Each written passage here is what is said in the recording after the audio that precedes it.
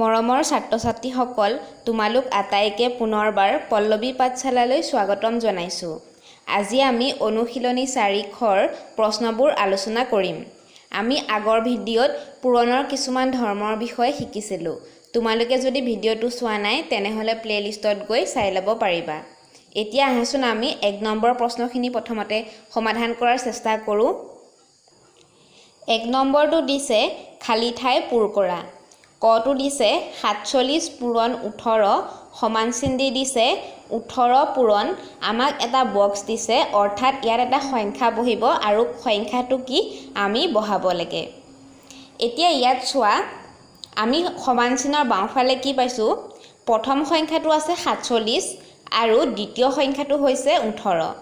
আকৌ এবাৰ মন কৰা, 47টো কি প্ৰথম সংখ্যা আৰু 18টো হৈছে দ্বিতীয় সংখ্যা।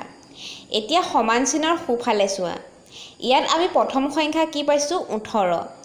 কিন্তু আমি আগত কি পাইছিলোঁ 18টো কি পাইছিলোঁ দ্বিতীয় সংখ্যা হিচাপে পাইছিলোঁ। আমি ইয়াৰ পৰা কি গম পালোঁ যে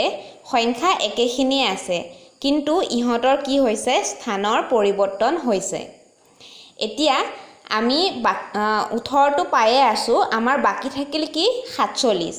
গতিকে যিহেতু ইহঁতৰ স্থানৰ পৰিৱৰ্তন হৈছে, ইয়াত প্ৰথম সংখ্যা আছিল 47, গতিকে 47টো কি আহিব পিছলৈ আহিব। যিহেতু 18টো পিছত আছিলে ই আগলৈ আহিলে, ই 47টো ক'ত আছিলে আগত আছে, গতিকে 47টো পিছলৈ আহিব। গতিকে বক্সটোত আমি কি পালোঁ 47 পালোঁ। এতিয়া তোমালোকে পূৰণৰ এটা ধৰ্ম মনত পেলোৱাচোন। আমি দুটা সংখ্যা যদি ধৰি লওঁ ক আৰু খ, তেতিয়া ক আৰু খৰ পূৰণফল কি হ'ব, আমি এই সংখ্যা এটাৰ স্থানৰ পৰিৱৰ্তন, অৰ্থাৎ ইহঁতক যদি ওলোটাই দিওঁ, অৰ্থাৎ দ্বিতীয় সংখ্যাটো যদি প্ৰথমতে লিখোঁ, খ আৰু পূৰণ প্ৰথম সংখ্যাটো পূৰণফল আমি সমান পাইছিলোঁ, অৰ্থাৎ ক পূৰণ খ সমান খ পূৰণ ক। ইয়াত কটো কোনটো হৈছে 47, খটো হৈছে 18।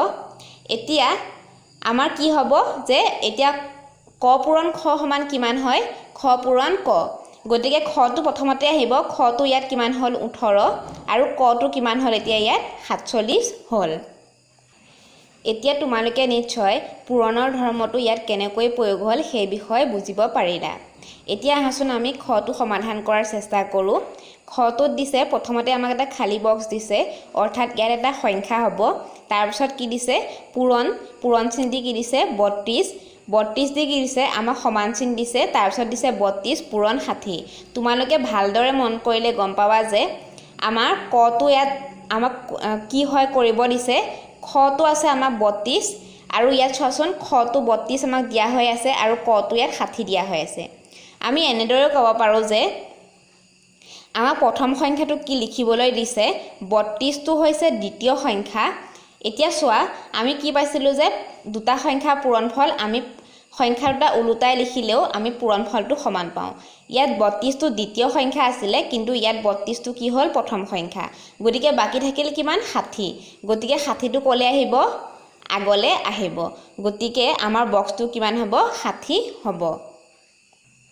এতিয়া আহাচোন গটো সমাধান কৰোঁ। গটো দিছে 145 পূৰণ আমাক এটা খালী বক্স দিছে, তাৰপিছত দিছে সমান চিন দি 68 পূৰণ 145। এতিয়া চোৱা, ইয়াত হৈছে 145টো কি প্ৰথম সংখ্যা। এতিয়া এই 145টো ইয়াত কি হৈছে দ্বিতীয় সংখ্যা হৈছে, অৰ্থাৎ কি হৈছে ই পিছলৈ আহিছে, অৰ্থাৎ এতিয়া 145ৰ লগত ইয়াত কি পূৰণ হৈ আছে 68 পূৰণ হৈ আছে। যিহেতু 145 ইয়াত প্ৰথম সংখ্যা আছিলে, ইয়াত দ্বিতীয় সংখ্যা হ'ল, বাকী কোনটো থাকিলে 68। গতিকে আমাৰ খালী বক্সটোত কি হ'ব 68 হ'ব। এতিয়া পূৰণৰ ধৰ্মটো প্ৰয়োগ কৰি চোৱাচোন, দুটা সংখ্যা ইয়াত 145 পূৰণ 68 কি হয়, ইহঁতৰ পূৰণফলটো সংখ্যাটাৰ ওলোটাই দিলেও, অৰ্থাৎ ইহঁতৰ স্থান সলনি কৰিলেও একে হয়। ইয়াত স্থান সলনি হৈছেনে চোৱাচোন, 145টো প্ৰথমতে প্ৰথম সংখ্যা আছিলে, কিন্তু পিছত কি হ'ল দ্বিতীয় সংখ্যা হ'ল, আৰু 68টো কি আছিলে ইয়াত দ্বিতীয় সংখ্যা, আৰু ইয়াক ওলোটাই দিয়াৰ কাৰণে কি হ'ল ই প্ৰথম সংখ্যা হ'ল। গতিকে আমাৰ ই কোনটো ধৰ্ম ফ'ল' কৰিছে, ক পূৰণ খ সমান খ পূৰণ ক, এই ধৰ্মটো আমাৰ ইয়াত প্ৰযোজ্য হৈছে। এতিয়া আহাচোন আমি ঘটো সমাধান কৰাৰ চেষ্টা কৰোঁ। ঘটো কি দিছে 15 পূৰণ আমাক ব্ৰেকেটৰ ভিতৰত কি দিছে 14 পূৰণ 20 সমান চিন দি কি দিছে ব্ৰেকেট দিছে 15 পূৰণ আমাক খালি বক্স এটা দিছে তাৰ পিছত ব্ৰেকেটটো আমাক কি দিছে সম্পূৰ্ণ হৈছে পূৰণ আমাক কি দিছে 20 এতিয়া আমি এটো সমাধান কৰাৰ আগত পূৰণৰ ধৰ্ম এটা মনত পেলাই ল'ব লাগিব এতিয়া তোমালোকে মন কৰা ধৰি লোৱা এই 15টো হৈছে প্ৰথম সংখ্যা আৰু 14টো হৈছে দ্বিতীয় সংখ্যা আৰু 20টো হৈছে কি তৃতীয় সংখ্যা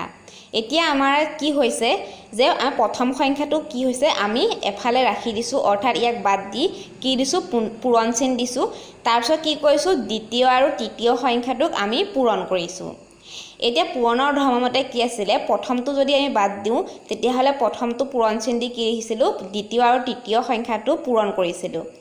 এতিয়া ইয়াৰ সমান কি হ'ব অৰ্থাৎ ইহঁতৰ পূৰণফলৰ সমান কি হয় যে প্ৰথম আৰু দ্বিতীয় সংখ্যাটোৰ পূৰণফল আমি কি কৰিম একেলগে ব্ৰেকেটত লিখিম তাৰ পিছত আমি কি কৰিম তৃতীয় সংখ্যাটো আমি বাদ দিম গতিকে ইয়াত চোৱাচোন ইয়াত প্ৰথম সংখ্যাটো আমি এৰি দিলো তাৰ পিছত কি হৈছে দ্বিতীয় আৰু তৃতীয় সংখ্যাটোৰ পূৰণফল লিখিছে গতিকে ইয়াত দ্বিতীয় সংখ্যা কি হৈ আছে 14 গতিকে আমি এতিয়া ইয়াত কি হ'ব প্ৰথম আৰু দ্বিতীয় সংখ্যাটো পূৰণ প্ৰথমতে হ'ব ইয়াত দ্বিতীয় সংখ্যা পালো 14 তোমালোকে এটা কথা মন কৰিব পাৰা যে ইয়াত 15 14 আৰু 20 আছে ইয়াত আমি 15 পালো ইয়াত 20 পালো গতিকে বাকি থাকিলে কিমান 14 গতিকে আমাৰ বক্সটোত কিমান হ'ব 14 হ'ব এতিয়া হাসুন আমি উঙটো সমাধান কৰাৰ চেষ্টা কৰো উঙত দিছে 4 পূৰণ আমাৰ ব্ৰেকেটৰ ভিতৰত দিছে ব্ৰেকেটৰ ভিতৰত কি আছে এটা বক্স দিছে অৰ্থাৎ আমাৰ ইয়াত এটা সংখ্যা বহিব আৰু সেই সংখ্যাটোৰ লগত কি হৈ আছে 6 যোগ হৈ আছে আৰু আমাক সমান চিন দিছে সমান চিনৰ সোঁফালে দিছে 4 পূৰণ 8 যোগ 4 পূৰণ 6 এতিয়া আমি পূৰণৰ এটা ধৰ্ম মনত পেলাব লাগিব আমি পূৰণৰ এটা ধৰ্ম পঢ়োঁতে কি পাইছিলোঁ যে যদি ক খ গ তিনিটা সংখ্যা হয় তেতিয়া আমি কেনেকৈ পাৰো লিখিবলৈ ক পূৰণ খ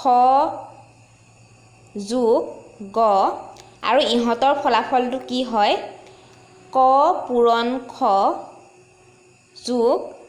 ক পূৰণ গ এতিয়া ইয়াত চোৱা কটো কোনটো হৈছে 4 এতিয়া আমাক খটো ইয়াত পোৱা নাই কিন্তু গটো আমাক কি দিছে 6 এতিয়া আমাক সোঁফালে চোৱা কটো হৈছে 4 ইয়াত ক পূৰণ খ হয় অৰ্থাৎ আমি খটো কি পালো 8 বুলি আমি গম পাই গলো আৰু এটা এফালেও চোৱা যোগ চিন দি কি দিছে ক পূৰণ গ ইয়াত কটো আমি 4 বুলি গম পাই আছিলো গটো কি হৈছে 6 অৰ্থাৎ আমি 6 বুলি ইয়াত গম পাই আছিলো গতিকে আমি খটো কোনটো পালো 8 গতিকে আমাৰ খালি ঠাইখিনি কোনটো বহিব 8 বহিব এতিয়া তোমালোকে এটা কথা মন কৰিব পাৰা যে ইয়াত 4 আছিল ইয়াত 6 আছিল আমাক কি দিছিলে সমান চিনৰ সোঁফালে 4 দিছিলে 8 দিছিলে তাৰপিছত কি 4 6 আছিল যেহেতু 4 আৰু 6 টো ইয়াত আছে কিন্তু কোনটো নাছিলে 8 টো নাছিলে গতিকে আমি 8 টো ইয়াত বহাই দিব পাৰো ছাত্ৰ ছাত্ৰীসকল তোমালোকে এতিয়া নিশ্চয় এই প্ৰশ্নখিনি অৰ্থাৎ পূৰণৰ ধৰ্ম অনুসৰণ কৰি যিবিলাক প্ৰশ্ন দিয়া হৈছে সেইখিনি তোমালোকে সমাধান কৰিব পাৰিবা এতিয়া আহাচোন আমি পিছৰ প্ৰশ্নখিনি সমাধান কৰিবলৈ চেষ্টা কৰো এতিয়া বৰ্গীয় জটো চোৱা আমাক দিছে 368 পূৰণ 1 আমাক খালি ঠাই পূৰণ কৰিব দিছিলে মই তোমালোকক খালি ঠাইটো পূৰণ কৰিয়ে দিছো তোমালোকে আগতেও পঢ়িব পাৰিছা যে যিকোনো সংখ্যাক একেৰে পূৰণ কৰিলে সেই সংখ্যাটোৱে তাৰ পূৰণফল হয় এতিয়া সংখ্যাটো আছিল 368 আমি 368 কাৰ লগত পূৰণ কৰিছো 1 ৰ লগত যেহেতু 1 ৰ লগত পূৰণ কৰিছো গতিকে সংখ্যাটোৱে তাৰ পূৰণফল হ'ব এতিয়া পিছৰ প্ৰশ্নটো চাওঁ আহাচোন আমাক দিছে 65 পূৰণ 0 আমি জানো যে যিকোনো সংখ্যাক 0 ৰ লগত পূৰণ কৰিলে পূৰণফলটো কি হ'ব 0ই হ'ব গতিকে আমাৰ বক্সটোত কিমান হ'ব 0 এতিয়া আমাক পিছৰ প্ৰশ্নটো দিছে 832 পূৰণ আমাক খালি বক্স এটা দিছে খালি বক্সটোৰ আমাক সোঁফালে দিছে 0 এতিয়া আমি এই ঠাইত কি হ'ব এইখিনি ঠাইত কি হ'ব আমি সেইটো বহাব লাগে যেহেতু এই 832 ৰ লগত কিবা এটা পূৰণ কৰাৰ ফলত 0 হৈছে আমি কি পাইছিলো যে কোনো এটা সংখ্যা 0 ৰ লগত পূৰণ কৰিলে পূৰণফলটো কি হয় 0ই হয় গতিকে ইয়াত পূৰণফলটো যেহেতু 0ই হয় গতিকে আমি ইয়াক কিহৰ লগত পূৰণ কৰিব লাগিব নিশ্চয় 0 ৰ লগত পূৰণ কৰিব লাগিব তেতিয়াহে আমি কি পাওঁ পূৰণফলটো 0 পাওঁ ছাত্ৰ ছাত্ৰীসকল এতিয়া আহাচোন আমি 2 নম্বৰ প্ৰশ্নখিনি সমাধান কৰিবলৈ চেষ্টা কৰোঁ 2 নম্বৰ দিছে বাওঁফাল আৰু সোঁফাল বেলেগে বেলেগে সৰল কৰি দেখুওৱা কটো দিছে 7 পূৰণ 6 পূৰণ 5 সমান চিন দি লিখিছে 7 পূৰণ 6 ব্ৰেকেটত দিছে পূৰণ 5 এতিয়া বাওঁফালটো কোনটো হৈছে এটো 7 পূৰণ ব্ৰেকেটৰ ভিতৰত কি আছে 6 পূৰণ 5 এতিয়া আমি বাওঁফালটো প্ৰথমতে সৰল কৰিব লাগিব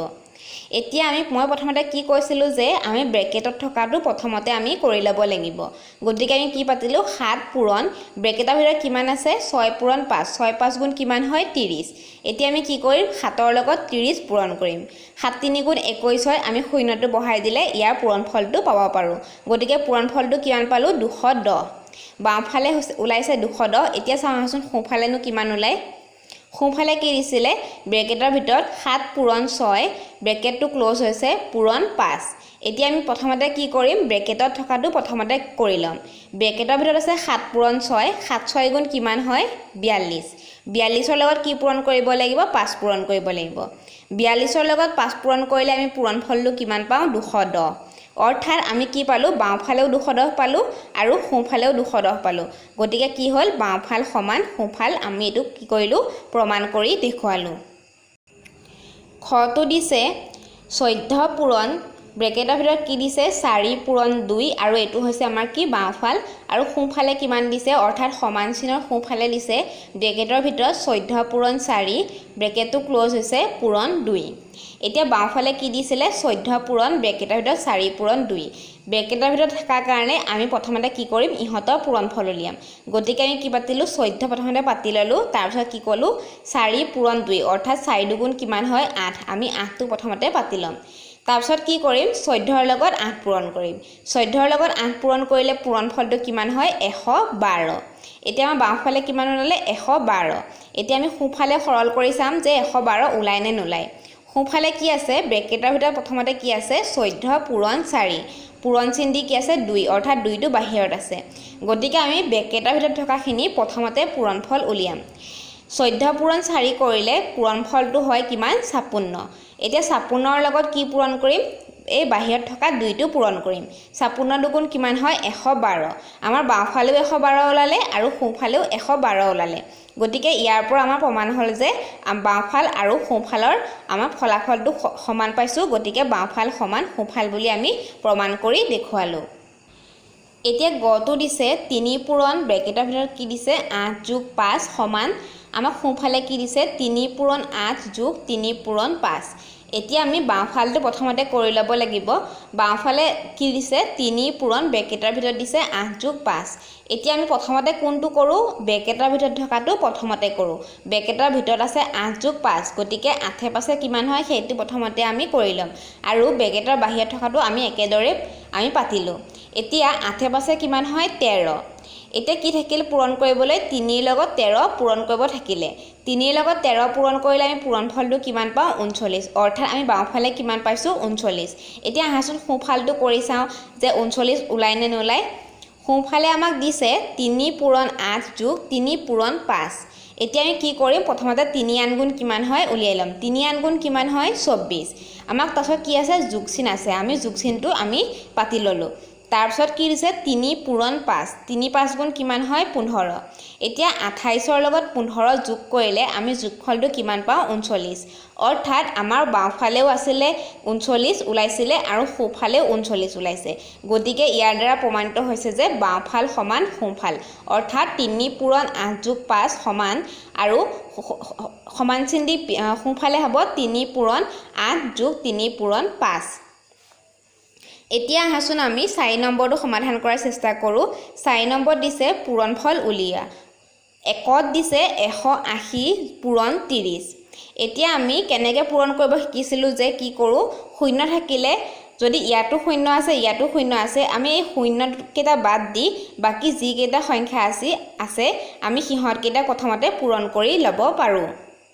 আমি কি কৰিম এতিয়া 18ৰ লগত 3 পূৰণ কৰিম 18ৰ লগত 3 পূৰণ কৰিলে কিমান হয় পূৰণফলটো হয় 54 গতিকে আমি 6 নম্বৰটো পাতি ললোঁ এতিয়া আমি শূন্যকেইটা বাদ দিছিলোঁ কিন্তু আমি এতিয়া পূৰণফল পাতোতে শূন্য দুটা পাতিব লাগিব ইয়াত এটা শূন্য আছে ইয়াতো এটা শূন্য আছে গতিকে মুঠ শূন্য সংখ্যা কিমান দুটা গতিকে আমি শূন্য ইয়াত দুটা পাতিলোঁ অৰ্থাৎ আমি পূৰণফলটো কিমান পালোঁ 5400 খটো দিছে 60 পূৰণ 80 এতিয়া আমি শূন্যকেইটা বাদ দিম শূন্যকেইটা বাদ দিলে আমাৰ সংখ্যা ইয়াত কোনটো থাকিলে ইয়াত 6 আৰু ইয়াত 8 এতিয়া 6 এৰে কি হয় পূৰণ কৰিম 8ক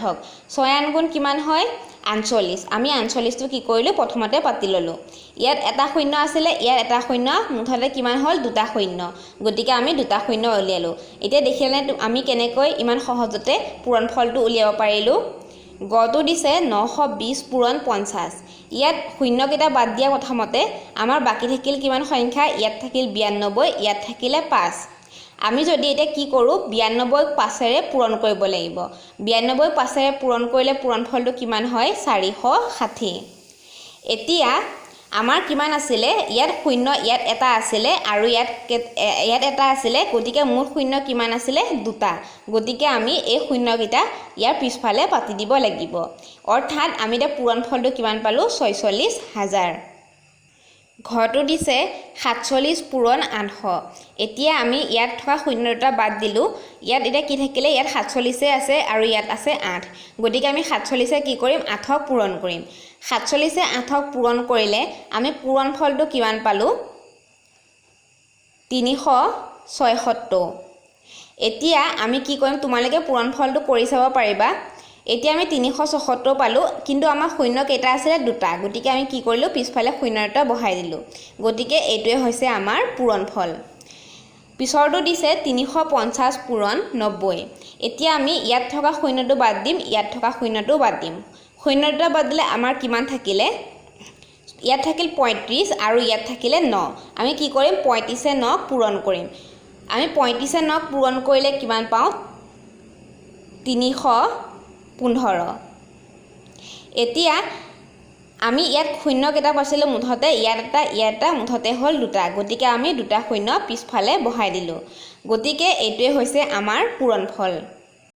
ছাত্ৰ ছাত্ৰীসকল মই এতিয়া তোমালোকক শূন্যান্ত সংখ্যাৰে কেনেকৈ পূৰণ কৰে সেই বিষয়ে শিকালো আমি আগৰ ভিডিঅটো কেনেকৈ পূৰণ কৰে সেই বিষয়ে শিকিছিলো তোমালোকে এতিয়া নিশ্চয় পূৰণফল উলিয়াব পাৰিবা আমাৰ ইতিমধ্যে অনুশীলনী 4 খটো শেষ হৈছে আমি নেক্সট ভিডিঅত 5 নম্বৰ পাঠৰ বিষয়ে আলোচনা কৰিম পুনৰ লগ পোৱাৰ আশাৰে আজিলৈ ইমানতে সামৰিছো